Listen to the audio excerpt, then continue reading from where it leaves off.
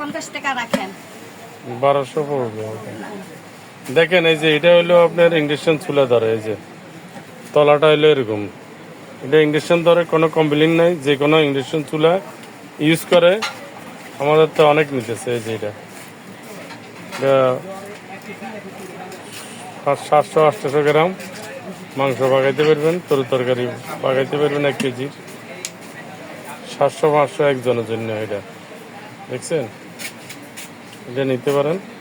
এটার এই যে তলা হইলো এটা ইন্ডাকশন চুলা, সামান্য বসলো ধরে এগুলা ইন্ডাকশনের ধরে। আর এটা হইলো ভাতের পাতিল 1/2 কেজির, এগুলো ধরে 1/2 কেজির।